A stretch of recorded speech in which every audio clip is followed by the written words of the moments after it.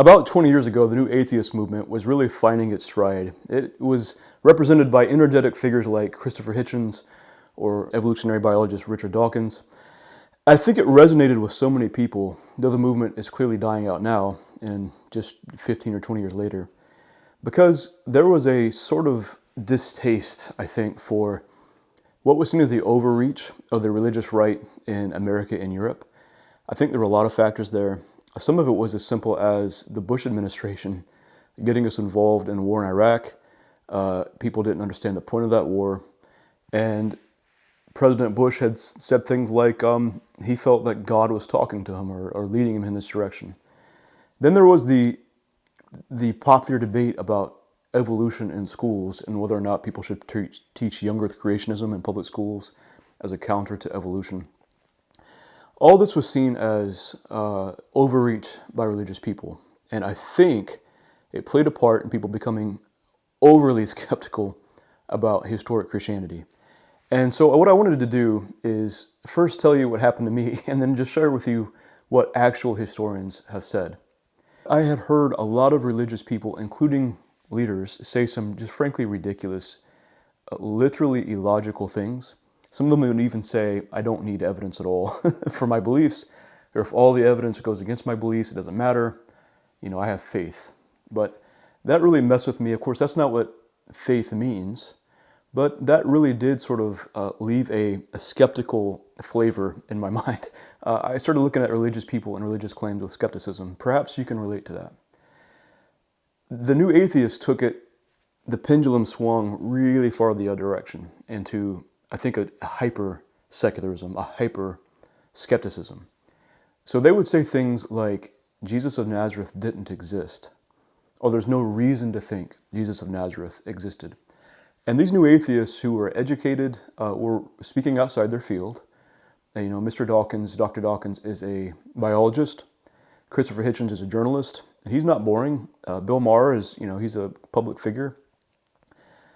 There were things like documentaries like Zeitgeist and The God Who Wasn't There, who was really, I think preying upon our minds and adding that skepticism. Not to mention things like the Da Vinci Code, which was making silly historical claims about Jesus that no historian takes seriously. This has created this culture, this atmosphere of skepticism. So what I wanted to do is just let you know, first of all, what historians think about Jesus of Nazareth, whether he existed and what we can know about him, and then just show you a couple of the sources if you want to read them for yourself. So when we're dealing with history, we're not dealing with certainty. Now we crave in life historical, even about historical things or the future, about what's going to happen with all the craziness in the world now. We crave certainty. But historians don't look for certainty. It's not mathematical absolutes like 2 + 2 = 4. It is, more of a probability thing. They take the evidence that they have and try to sort through it to see what happened in the past. Now, that's not the only way of knowing about the past or the world, but I think it is a valid way. So I'm not trying to oversell this to you. It doesn't mean all these historians think that Jesus of Nazareth rose from the dead or that he is the Son of God. Some of them do think that, but not all of them do. But you might be surprised about what they say. So this is a little bit of scholarship about the historical Jesus. Now, there's a lot more out there. This is Albert Schweitzer. This is quite a long time ago, and I won't bore you with that. That's maybe too far in the distant past.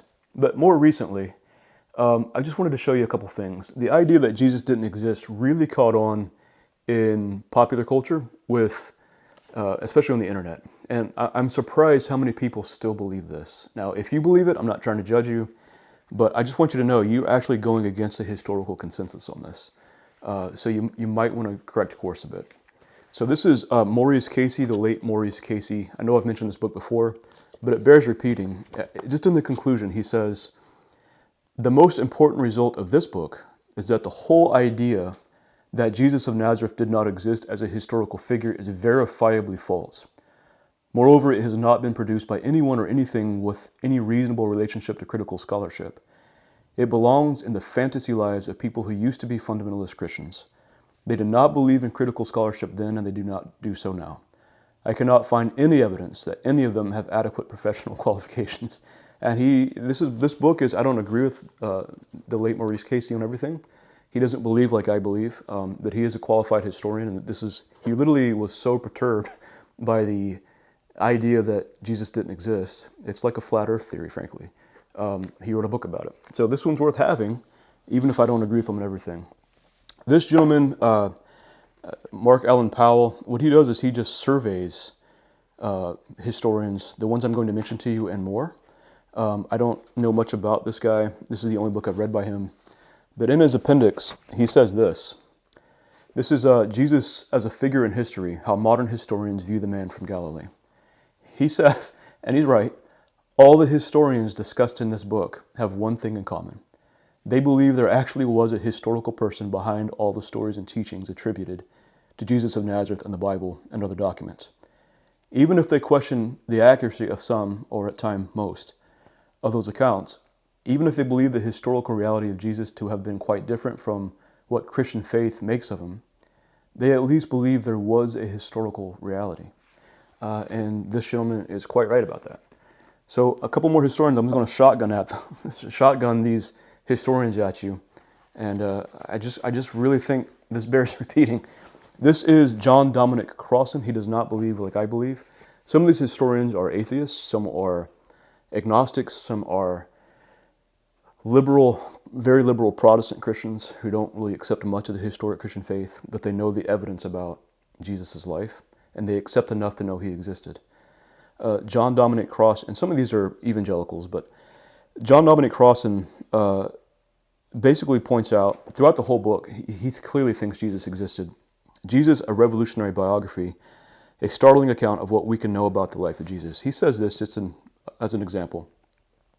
Instead of Josephus' neutral language, Josephus being a Jewish historian, Josephus mentions Jesus a couple of times. One of those times he mentions him, unfortunately, was clearly, historians think, and I agree, altered by overzealous Christians who didn't think Josephus was presenting Christ, Jesus of Nazareth, accurately. And so it's been altered. But the thing is, not all of Josephus' account or reference to Jesus of Nazareth were altered. Historians take one of his mentions of him very seriously, and this is a non-Christian ancient historical mention of Christ. So Crossan says, instead of Josephus' neutral language, we now have Tacitus', who's a Roman historian, intensely pejorative language. But apart from that difference, the two outlines are in close agreement. There was a movement in Judea. Its founder was executed under Pontius Pilate. But the movement, instead of stopping, has now reached Rome itself. So when they put this man to death, the movement just kept spreading, even getting, not just staying in Jerusalem or Judea, which was seen as a sort of a peasant desert people's land. In fact, Palestine was probably named so by the Romans to insult the Jews, named after their ancient enemy, the Philistines. The Romans didn't care for the Jews, as many people don't. He says that it didn't stop there, it reached Rome itself. Neither author needs to mention Christian faith in Jesus' resurrection to agree, one with prudent impartiality and the other with sneering contempt, that the Christian movement, far from being stopped by his execution, now reached all the way to Rome itself. And so this man, a qualified person, clearly thinks Jesus existed and that he was crucified under Pontius Pilate. Okay, this is Dunn. James Dunn. This is a beast of a tome. I haven't read this cover to cover. This is something I've used as reference, but it's really good. I don't agree with Dunn on everything, but he's a respected scholar. He says this: two facts in the life of Jesus command almost universal assent. They bracket the 3 years for which Jesus is most remembered, his life's work, his mission. One is Jesus' baptism by John. The other is his death by crucifixion, because they rank so high on the almost impossible to doubt or deny scale of historical facts. They are obvious starting points for an attempt to clarify the what and why of Jesus' mission. So this is just yet another example of a historian who thinks Jesus existed and that he was clearly crucified, and he thinks baptized. Now, past the existence and crucifixion of Christ, historians do vary on what they think is accurate. We'll come back to that in a minute. But this is Bart Ehrman. He's probably one of the most famous historians. He's reached almost celebrity status because he casts so much doubt and uncertainty on the New Testament documents. And I could talk about that at length as to why he does that. I have some empathy for the man, but at the same time, if I'm being quite honest, he has twisted things. He'll take facts but say them in such a way that make them sound more controversial, more sensational. It does sell more books that way, and he sold a lot of books. And yet, the movement went so far as saying Jesus doesn't exist at all. Even Bart Ehrman wrote a book, Did Jesus Exist? The Historical Argument for Jesus of Nazareth. Now, he surveys a lot of the historical sources that we have available. But he says this in conclusion, and I think this bears repeating. Neither issue, neither the good done in the name of Christ or the evil, is of any relevance to me as a historian when I try to reconstruct what actually happened in the past. I refuse to sacrifice the past in order to promote the worthy cause of my own social or political agendas. No one else should either. Jesus did exist, whether we like it or not. You hear in that little phrase, I think, undertones of skepticism about, I think, the religious right and his own political, social agendas, what he thinks should happen in society. But even he says, no, but there's sufficient evidence to know that Jesus existed. So just a couple of things to consider about this. You will find people on the internet who will just argue at length that Jesus didn't exist. They're going against the historical consensus on this. The professionals in the field, Christian, non-Christian, whatever, think that Jesus existed. There's only a handful of people, I could count them on probably one hand that I know, that don't. And they're considered outliers, even crackpots. One reason for this is if you go back in ancient history, you have to think it's a different world, it's a different time, it's a different culture. So we have a massive amount of information just being shoved in our minds at all time. We can't get away from it. We have information overload.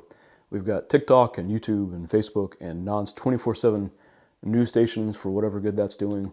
It's nonstop entertainment. You have tens of thousands of books at your Barnes & Noble.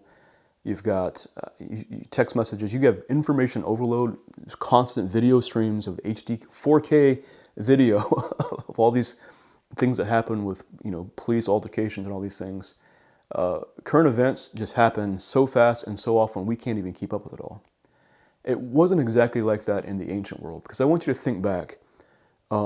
Even to the 1950s, information came in a little slower with just black and white TVs and not constant 24/7 bombardment, which might have been better for people's stress levels and blood pressure.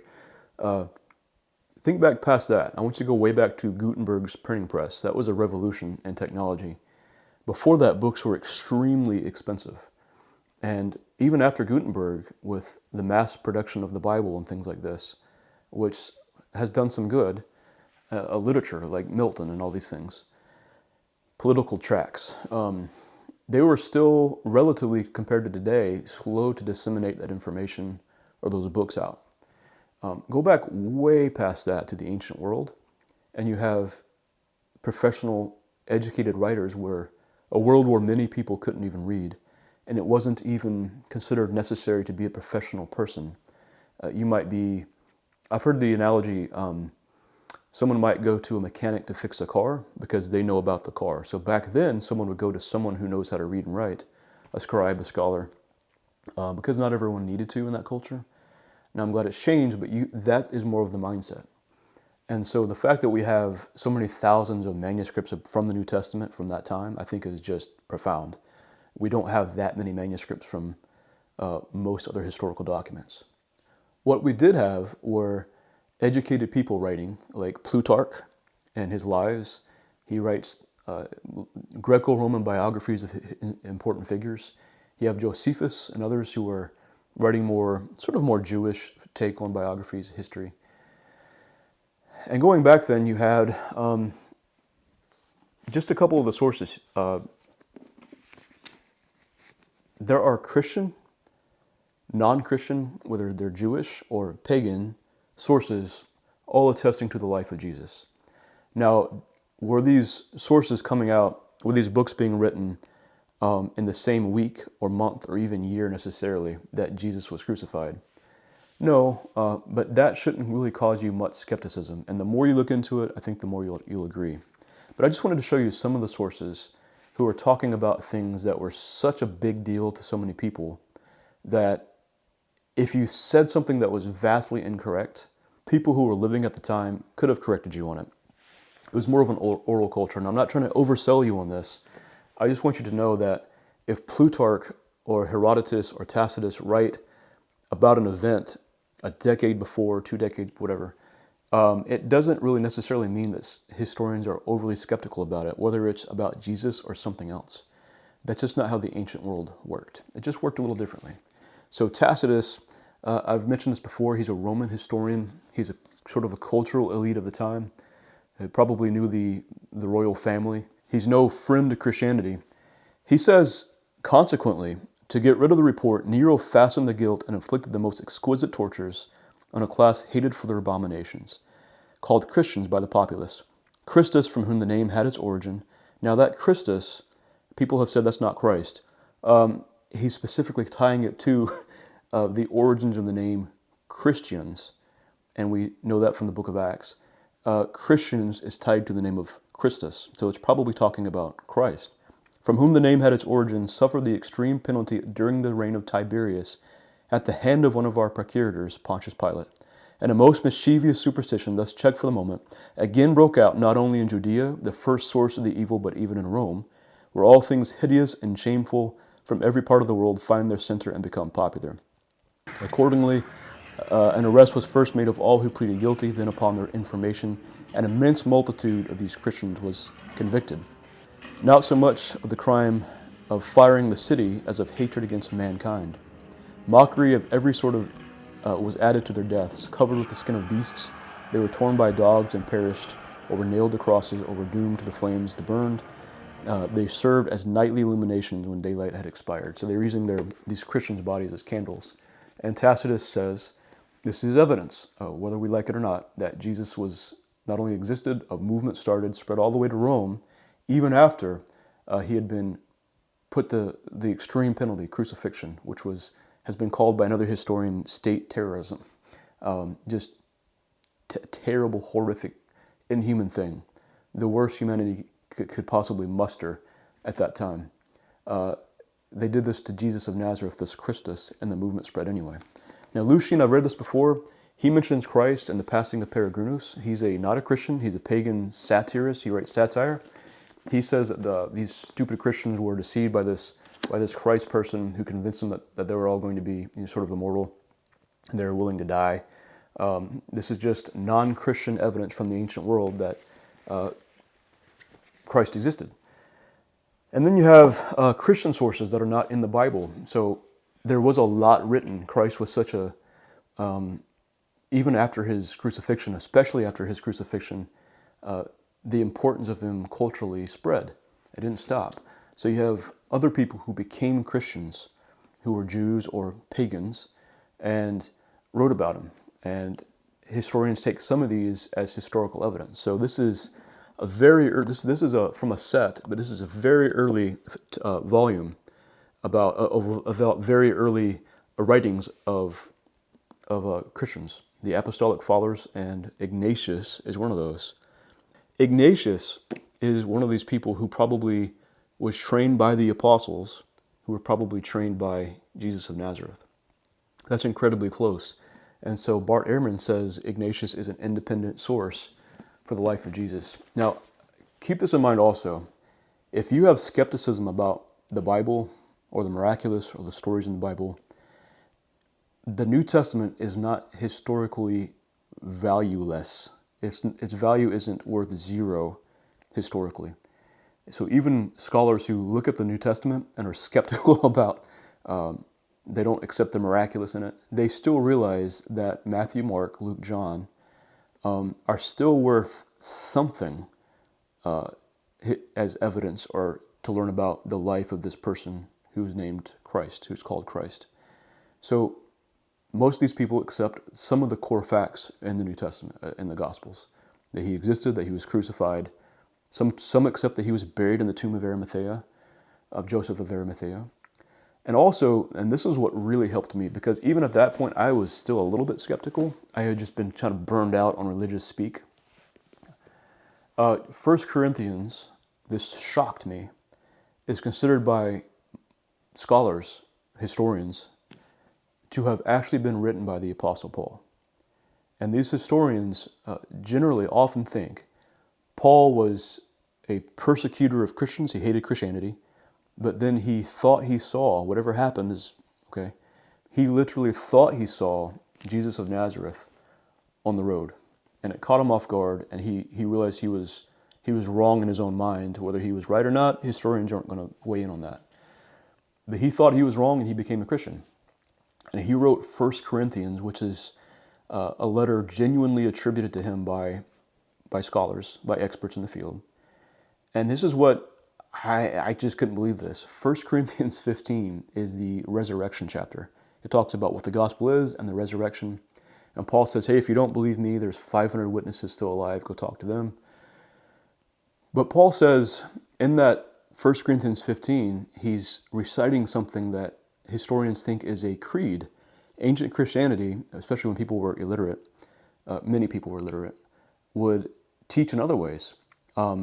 They would copy the New Testament documents, spread them around, but they would also give creeds, things you could memorize. And you could memorize what you believed. It sort of like encapsulated and defined a Christian belief. The early Christians did that very early. It might have grown out of other ancient cultures from which these Christians were converting. In 1 Corinthians 15, which is believed to have been written by Paul in about 55-ish, somewhere in there, AD. So about 20-ish years after the crucifixion of Jesus of Nazareth by someone who thought he still saw them.